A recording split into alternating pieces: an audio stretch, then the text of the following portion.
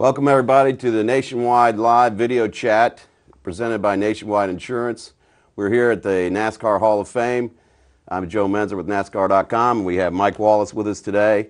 We're going to answer some fans' questions. And Mike, thanks for being here. Well, Joe, I appreciate it very much. You know, just coming off a big week here in Charlotte and getting ready to go to Chicago now. Yeah, a big month here in Charlotte. We had a busy time, but a lot of fun with the Hall of Fame inductions and a lot of racing, a lot of good racing. Well, the Hall of Fame induction was extraordinary. I learned a lot of things. I went to the Hall of Fame dinner the week before, and boy, what some legendary racers inducted in the Hall of Fame. That was great. Yeah, there were a lot of stories being told. Speaking of good stories, I understand that on your Nationwide car, you now have an association with the movie Cowboys and Aliens.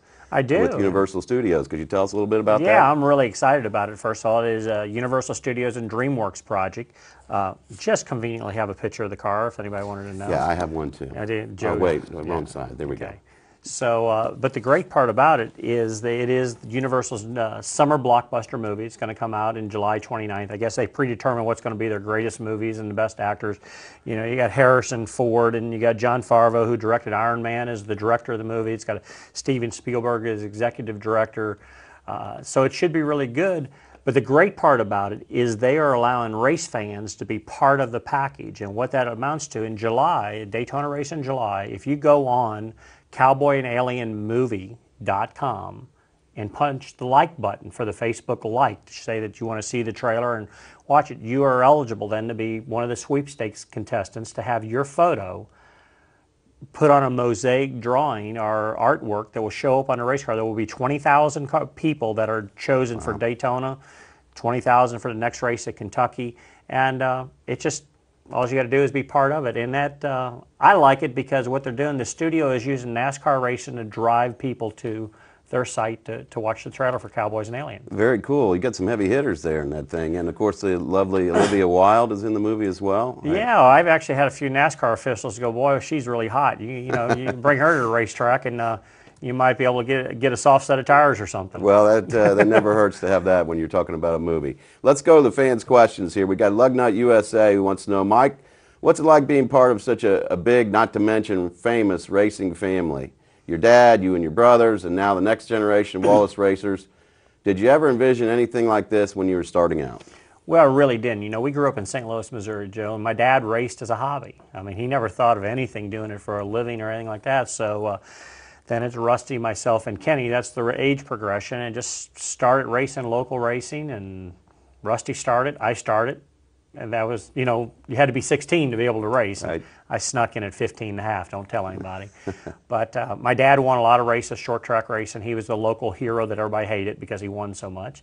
And then to proceed on that, you know, Rusty became a champion in the NASCAR Winston Cup Series that time. Kenny and I both have been able to come and win races in what was the Busch Series, Nationwide Series.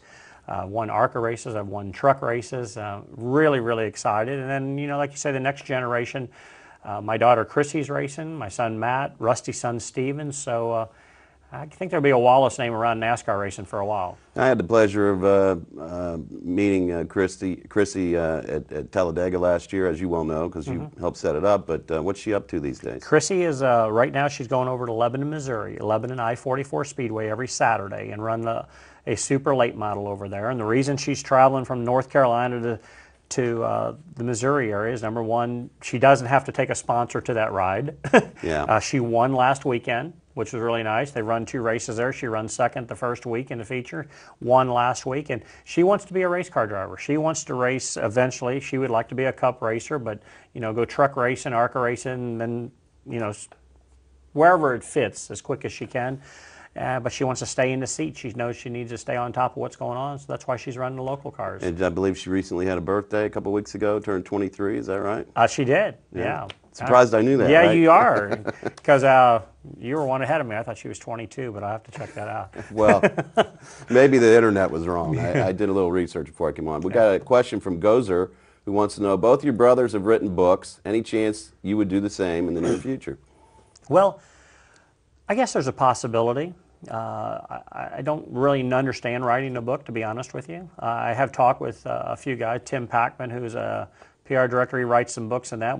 He did the Bobby Allison book, and You know, I think we have some nice stories and some interesting outlooks that we went through. It's just never really been approached to do it. I would have no idea myself personally how to sit down and start writing a book. Well, Pac-Man may not either, but no, I'm kidding. Pac-Man's a good guy, and he would do a good job. Well, if you want to write a book, let's go for it. It's a lot of work, I can tell you that. Rubbin' is Racing wants to know, how long did that paint scheme take on your car? And I assume he's talking about the paint scheme here. Yeah, what it amounts to, you know, in today's racing technology, everything is wrapped, vinyl wraps. If it's a solid colored car, they're normally just painted. But the car that we were referring to, if you look at it close, it's got cowboys, it's got aliens, it's got spaceships, it's got laser fighters and everything. It is very cool. So a lot of this graphic has come off the movie trailers and off the, you know, the promo for the movie. They blended it all in.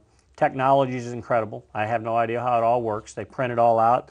Big sheets of vinyl, lay it on the car, and it looks beautiful when they finally stretch it out. So that's a vinyl wrap is what's done on the car. And what's cool is you were saying that when they put the Facebook pictures on there, those are very small pictures, but it's going to actually look the same as what it looks now until you get closer. Then you can actually see that those are little photographs. Yeah, if you stay in about, first of all, from the grandstands, when you sit in the grandstands, the car will look just like this with, as we call it, the face car. But the closer you get within about 15, 20 feet of it to start with, it starts getting blurry. You can't make out things quite as clear, and then as you get up to it, you realize it's 1 inch by 1 inch photos. Wow. But they know how to do the technology to get the colors all right. I mean, everything will be done through the photos. And the nice part is if you become eligible, you know, they're going to be able to, you're going to be able to go on the computer, pull a 3D Illustrator up of it, and you will see your picture on the car. It will show you exactly where it's at. They know where all 20,000 people are being placed. Wow, that is very cool. Very cool. Let's go back to the fans. We have